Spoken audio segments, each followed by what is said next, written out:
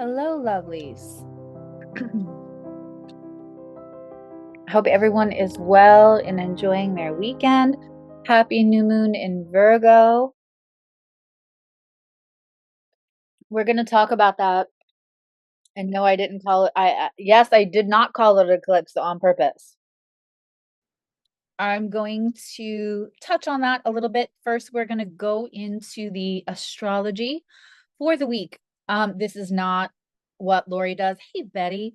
It's not what Lori does. Honestly, 3 people in the world can probably do what Lori does. And I don't know that those other 2 people are doing it publicly. Always listen to Lori and tune into the Awake Space for the collective astrology and also what that can mean for you and everything else that she has to offer. What I do when I'm going through the week for astrology is how that might play out just in your personal lives, and the energy that you can harness. Like, what can you do about, we can't do anything, that the planets are going to planet, but know before you go is kind of my theory on the best way to use astrology. So if we are understanding about what we may encounter this week, then we know how to like ride the wave rather than feel victimized by the wave. We can stand on the shore and kind of go like, oh, that's a big wave, or that's a wave in general. But knowing how to navigate it. And also, sometimes on the collective it's a big scary wave. Sometimes in the collective it looks like a big scary wave, but for us on a personal basis it may not be. On September 10th, that was a very eventful day out in the collective. Personally, for me, that was a good day. Don't feel bad if you're having a good day when the rest of the world is having a bad day. Take all the good days that we can get. So when I looked into the astrology of the week, and I named it Rolling in the Deep, as we start this week with this Virgo new moon. It is opposite both Saturn in retrograde and Neptune in retrograde. When Neptune is in retrograde, it pops the fog of delusion. I love Neptune when it's in retrograde. It's more truthful. It's less foggy. There is less delusion about things. When we have a Virgo new moon at that 29th degree, that mastery degree, we are talking about serving out of the details, editing out of the most amount of detail. And with it, on the other side of the seesaw, in an opposition with that Neptune in retrograde, we're looking at a new moon, new starts in the darkness of knowing, and knowing in the detail, knowing with the information that we need the most, with less fog around it. Now that is all wonderful. That's all good. Also, as human beings, sometimes we want to believe the best in a situation. We want to see something in its best potential rather than the reality of what it is. And especially when we have an outside world that, for our mental, emotional, and spiritual health, calls for escapism. It like requires that we do something and unplug for a minute and fill our souls and feed our mental, emotional wellness and self-care and all of that. We want to make sure that none of that, and I implore you, I encourage you to find an escapism hatch for your pleasure, whether that is a craft or spending time with kids, or getting your favorite snack and zoning out on your favorite movie series or TV series. Whatever you need to do to self-care, great.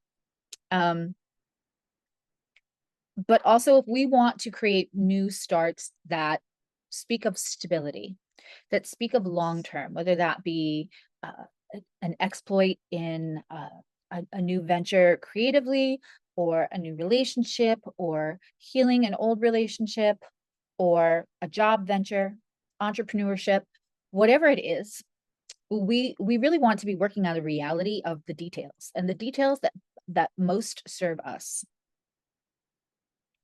And that is what this new moon can bring as we move into the week. And I will share that with you right now as we move into the week. So this is today, right? And we have our new moon opposite the Saturn and and Neptune, both in retrograde. Reforming boundaries is another thing. When we have Saturn in Pisces and in retrograde, it is allowing us to remold.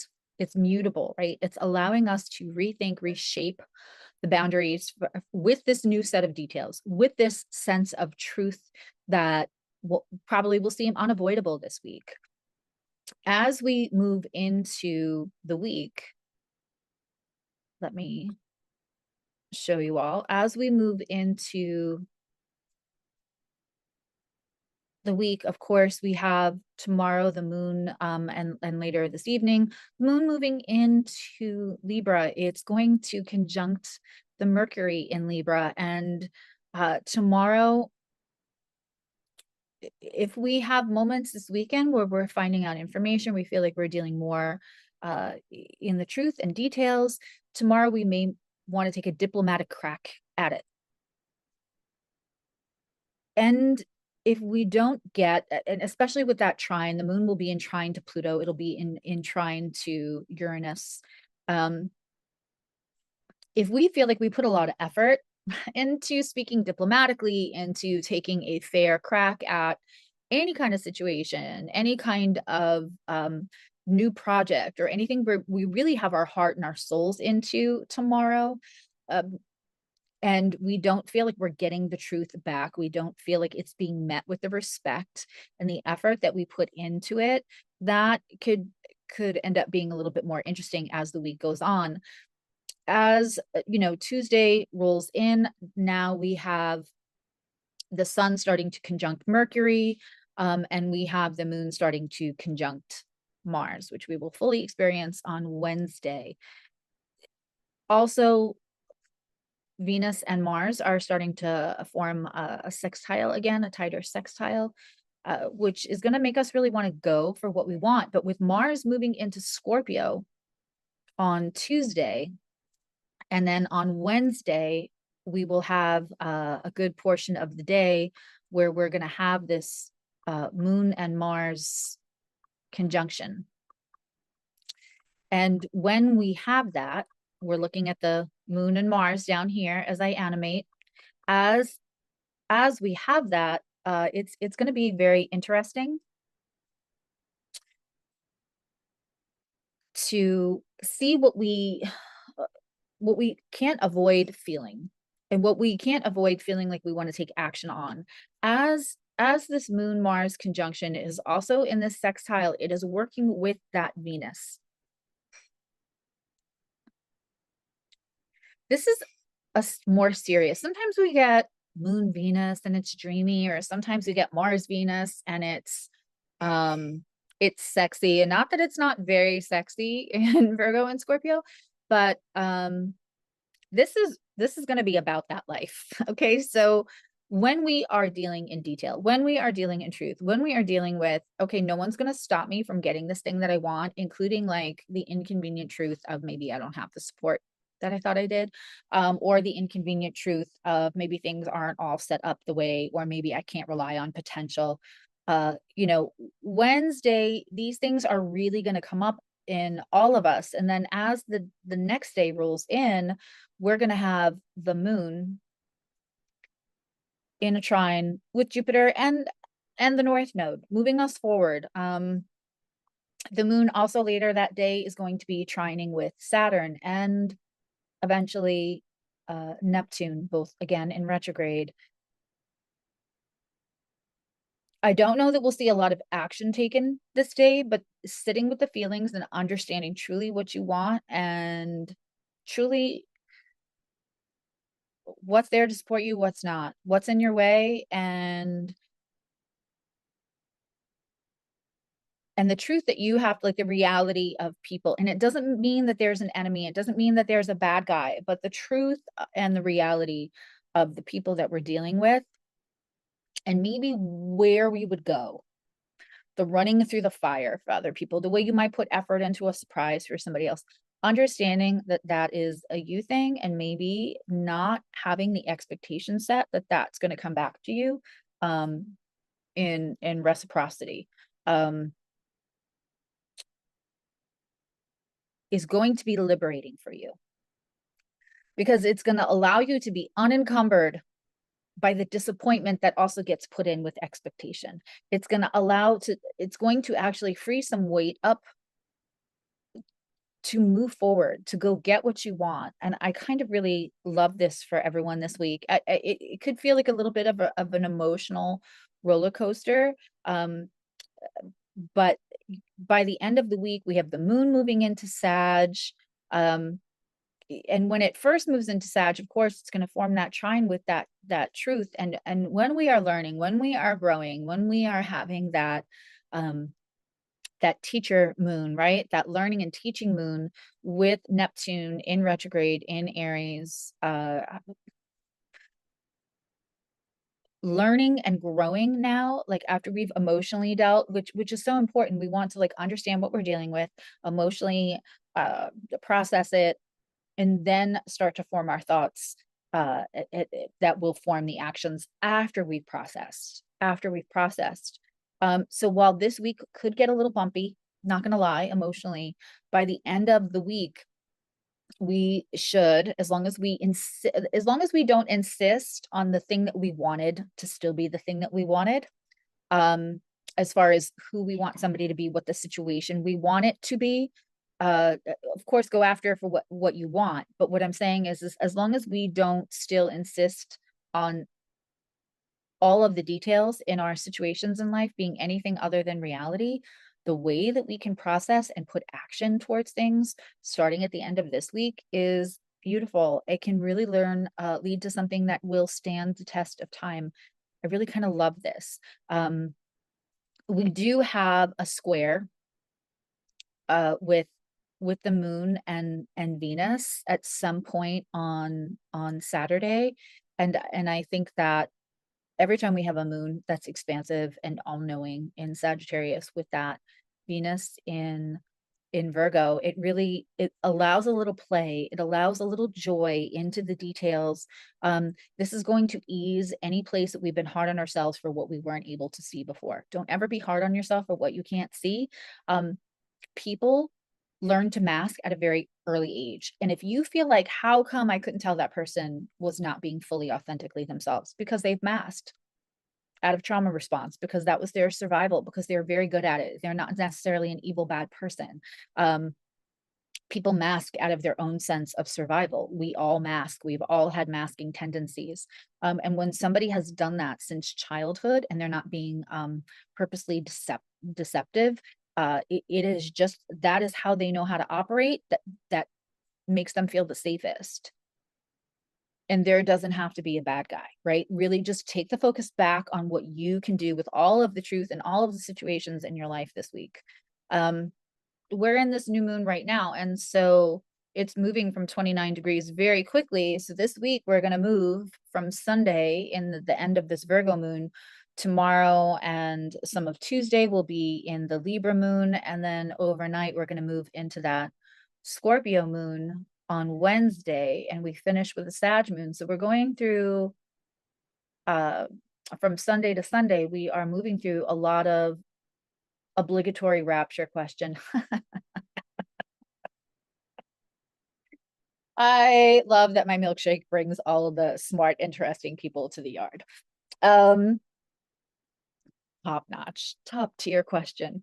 Yeah, so could we be faced with some harsh truths this week? Sure. But harsh is a descriptive, right? So it depends on where we're sitting in our life, where we're sitting with our relationship with reading into potential of things rather than sitting in the reality of things. And part of that happens a lot when we're people who will put the effort into changing ourselves, to always want to be like, if you're hearing my voice right now, you're probably somebody who's interested in growth, in always making yourself and your life better. And so we give that opportunity to others naturally, because we know it to be true for ourselves. We know the kind of change, we know the kind of arc we are capable of as human beings, because this crowd is interested in it. If you're hearing me later, if you're watching this video later, you're interested in growth, you're interested in change.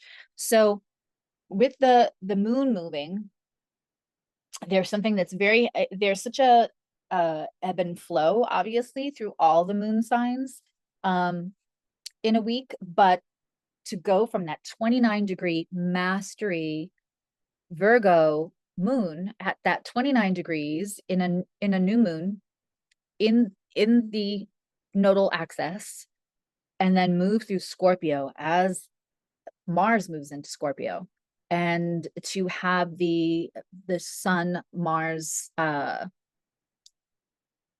the Sun Mercury and the Moon Mercury in Libra, where we're going to try to be diplomatic. Like, we've got all the details and now we want to serve, and now we're going to try to be diplomatic, and maybe that's not met with the response that we would give someone else that we really desired.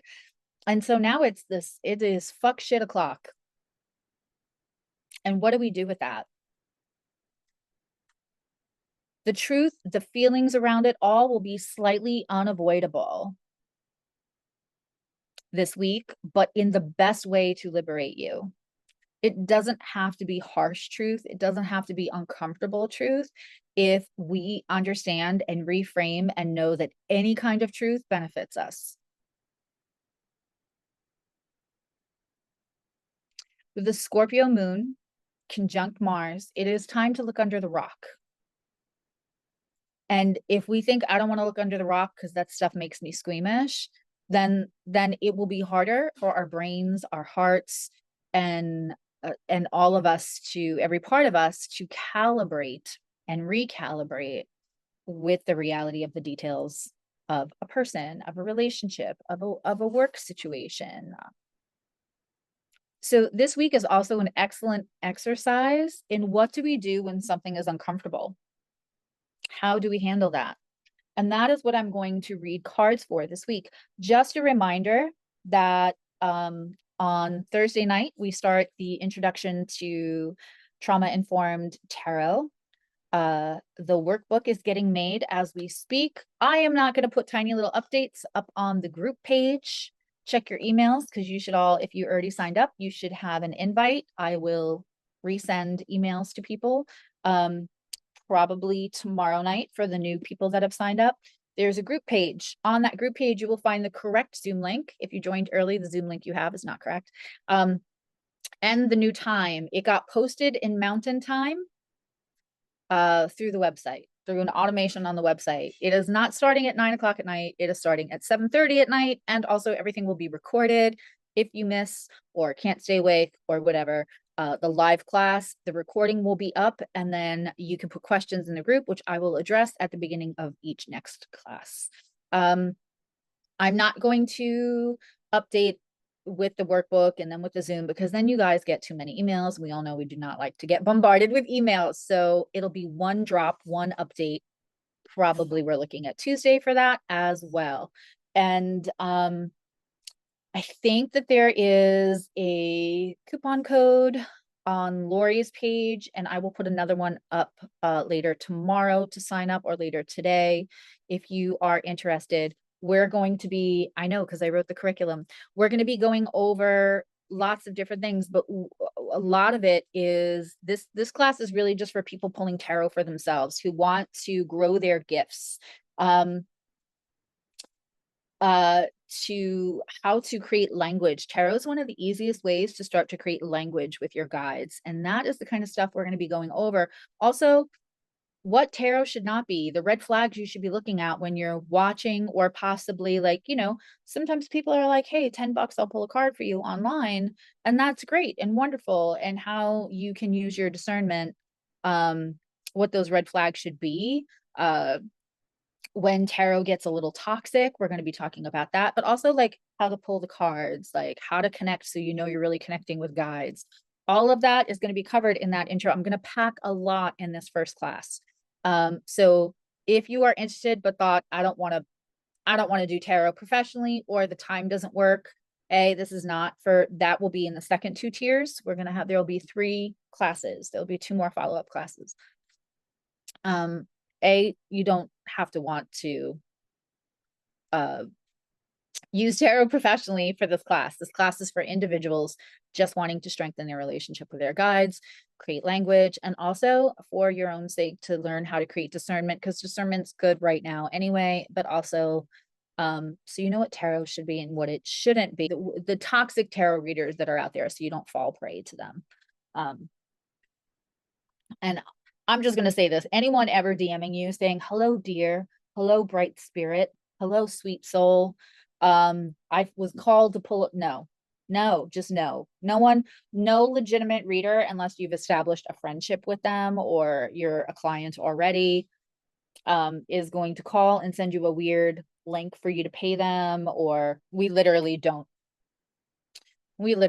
ever do that. No astrologer, no, because we know that so many people, the real ones, will not do that, because we all feel horrible when we get the messages that somebody pay. I had a client think that I was me and paid somebody a couple of $100 for a reading. So we feel terrible. So as a rule, we don't DM people like that, so that we can universally say we don't do that, so that you guys know, don't fall for that. Okay. Let's move into the card pulling. The way we're going to pull the cards this week is we are going to look at, with the details and the truth, and wanting to look deeper and then wanting to find joy by the end of the week. What we're going to look at, what is likely to happen with this astrology this week, is that somebody that maybe you already think, well, I'll just let that go. I won't go as deep in a friendship. I won't go as deep, whatever, pulls something, says something that now is unavoidable and has to be addressed. A lot of times we as humans would find it easier to back up into the bushes like Homer Simpson. If you know what I mean, you know what I mean. Everybody's seen that little gif, right? I use that terminology a lot, rather than, why have the conflict? Why put our energy into something we're already kind of being uninterested in, right? So we don't do that. But then sometimes it just calls for a moment where we step into our power, where we step into a boundary. And again, with Saturn having moved back into Pisces, into retrograde, we are reforming, remolding what those boundaries can look like for ourselves. So let's pull a card. Let's pull one card for what is the advice for how to deal with conflict compared to how we normally would. And then the other one is, it's really important by the end of this week that we find joy in the liberation of wherever we found that truth, wherever we found the detail, wherever we found the uncomfortable. So the one is, how are we going to deal with it, right? Let's process an action. And then the other thing is, we can reframe and look at that truth, that unavoidable truth, those unavoidable feelings, that unavoidable, okay, I'm going to have to go get what I want without this person or without this support. When we are in that moment, it's really important to see it as liberation, so we can find the joy and the celebration of it. So let's also look at something good that's coming, some kind of joy we can participate in. So those are the cards, because we here pull weekly for in the context of what's already happening with the astrology. That's why it's kind of Astro Tarot, where a lot of us are going to feel kind of over things this week. And we can look at it as liberation, or we can look at it as like, of course, this is happening for me. And whichever way you frame that is going to either support or work against how we move forward. Gemini. It's funny, a lot of the cards are coming out in reverse for the how to deal with conflict, how to deal with Gemini, let go of anything that you feel attached to. Okay, so we have the 10 of Pentacles, don't panic, in reverse, and also the 4 of Pentacles. We're also going to talk about that in the intro to tarot class. Like, it's part of homework and everything, is going over what cards or positions of cards evoke a panic moment at all when getting a reading or pulling cards for yourself. So the 10 of Pentacles in reverse just means it doesn't look like what it looks like to everybody else. letting go of what it has to look like, especially for Gemini, you're not always meant for it to look like it looks to everybody else. Um,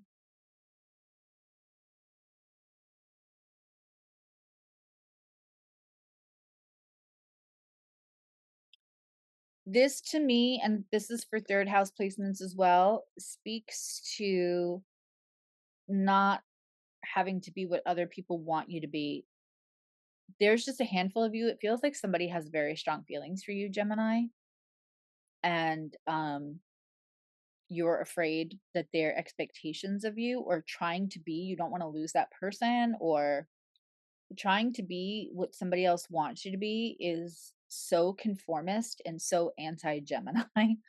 Don't do that to yourself. Um, this is 100% letting go of the attachment for what it has to look like.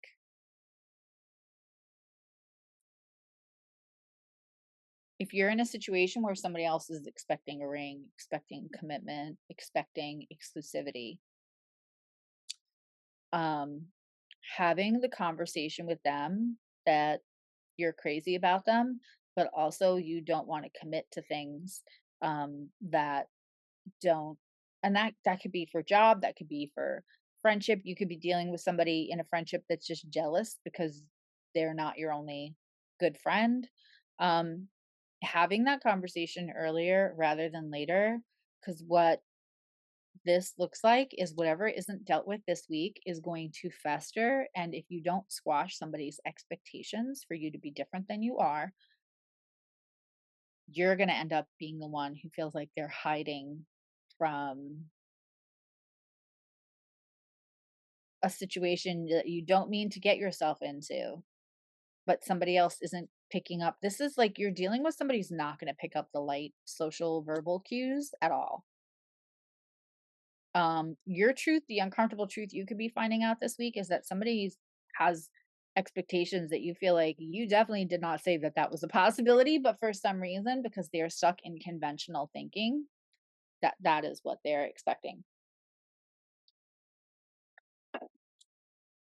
Let's see what the good stuff is coming for you. The advice is to make sure everybody knows that you would like to take things as they go and not it. And it's not, here's the thing, it's reframing, especially for like Gemini, Sag, Aquarius, um, and any other placement that just feels like this. Maybe you don't know all your placements, but you just know that this resonates with you. Having a fear of commitment and not being somebody, having a fear of commitment is not the same as leaving yourself open to how the roads flow, to how the paths come and meet you, to the opportunities that come around. That is not the same as anti, like having a problem with commitment. And if other people know what they want, go after what they want, lock it down right away and stay there forever, that is great. That is for them. That might not be for you. And don't let somebody say that you have like Peter Pan complex, that you won't grow up, that you're emotionally immature, or that you have commitment issues. If you're just knowing yourself and know that like you need to be open to other things. Geminis, I always say the worst thing you can do is bore a Gemini. Geminis need the road to unfold in front of them. They're not people who are going to read the last page of the book first.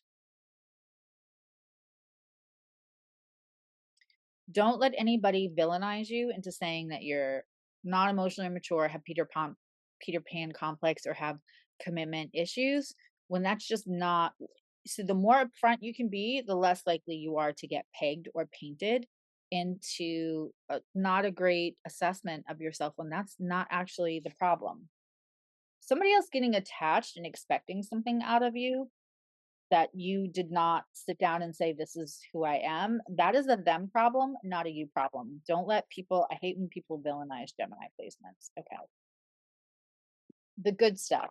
The good stuff coming for Gemini this week. Woo! You might get somebody returning to you or something that you made a decision about a while ago paying off now. Um,